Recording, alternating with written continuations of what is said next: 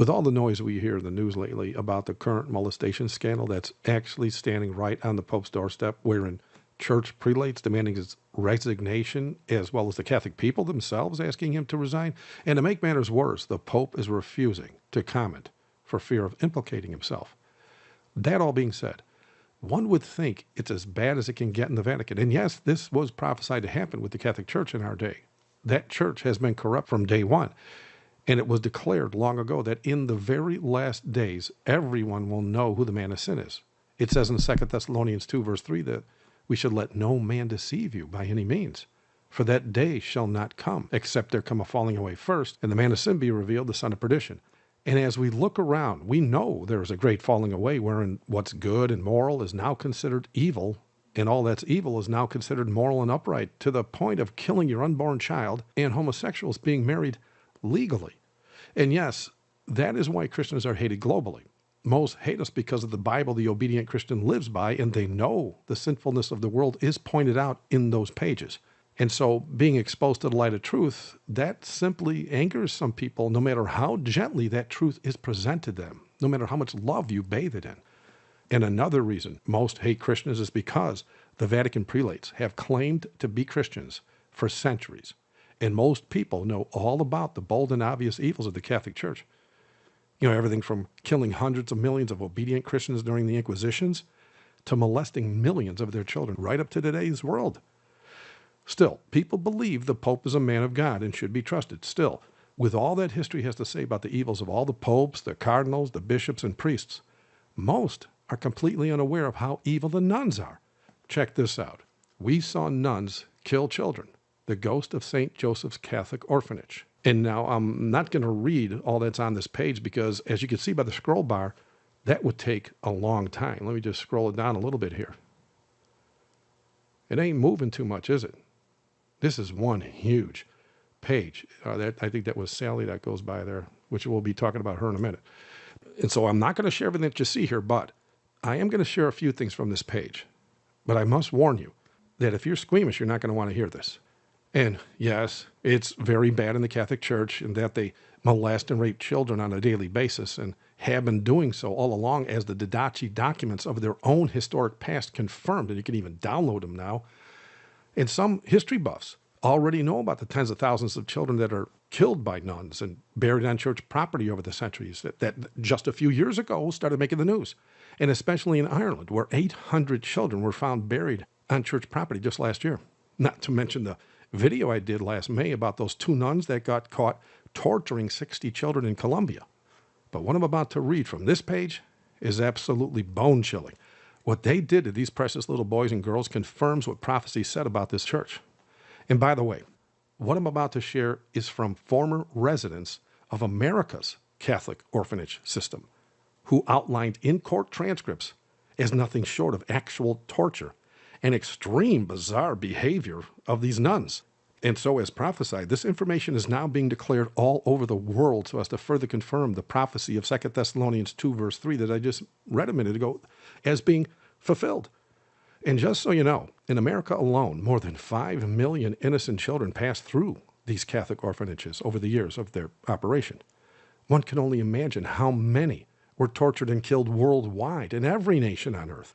Some of the morbid and demonic acts done to these children I cannot mention either, as they are quite perverted, to say the least. But what I will share is no doubt going to make some who love children unconditionally do all they can to get the word out about this very evil organization known as the Roman Catholic Vatican. Check this out. Okay, this first excerpt from the article says this. It was a late summer afternoon, Sally Dale recalled, when the boy was thrown through the 4th floor window. Bounced? One of the many lawyers present asked. Well, I guess you'd call it a bounce, she replied, and then he laid still. A nun was standing at the window, Sally said. Sally's falling boy was not the only story of a child who had been pushed from a window. The next one says that the children were forced, because the food was so bad in this place sometimes, the children were forced to eat their own vomit. Some were dangled upside down out of windows. Some were dangled over wells, and some were dangled over laundry chutes. And this is a huge building, so you're not going to survive any of these falls. One child revealed that If L was caught not paying attention, the nuns would take a needle and regularly prick his fingertips. Sally herself described witnessing at least 2 incidents in which she said a child at St. Joseph's died or was outright murdered. And then speaking of a nun doing this to a little girl, she goes on to say that she lit the match and she held her, the little girl's hand, right over the match. And her hand was touching the flames. And I sat there and I cried and I told them to stop. Another child said that the nun took matches out of her dress and she burned the tips of each one of the little girl's fingers. And then this next one says, a nun came in, picked up a little satin pillow and put it over the baby's face. The baby flailed its arms and legs at first, but when the nun lifted it up, its limbs dangled, which means she killed the little baby in front of all the kids. A woman said she watched a nun hold the baby by its ankles and swing its head against the table until it stopped crying. Now, keep in mind, these are adults relaying what they saw with their own eyes as children in this orphanage. And another one says children were locked in cabinets, in closets, in attics, sometimes for days, sometimes so long they were forgotten. They were told their relatives didn't want them, or they were permanently separated from their siblings. They were sexually abused. They were mutilated. This next one says that speaking of a nun who did something to a little boy, it says that she cut him with something very sharp. He didn't know what it was. He just remembered that there was blood everywhere. And the next one says a very sad and very frightening story of a little boy who was electrocuted, whom the nuns made her kiss in his coffin. Again, this is just some bizarre, strange, demonic behavior. It's just insane. And the next one says sometimes their little legs, and this is the part where, if I read it right in the article, some of the kids were either sat on top of radiators or were standing on top of radiators, but they would slip and fall and their legs would get caught in between the radiators. It says sometimes their little legs would get caught between the wall and the radiator, and the little kids would really scream and cry. They would pull them out, the nuns, they would pull them out, and some kids would have real nasty burns and blisters from it. And the last one I'm going to read, and I didn't get anywhere near halfway done, but it says one recalled that the nun had started out hitting the girl with a piece of wood 2 or 3 feet long, but it broke. And that's when she reached for the paddle. Eventually, the handle of the paddle snapped, so she got another paddle and used that one until she was finished. And then it says you could always tell when they were done, one woman explained, because the last one was the hardest.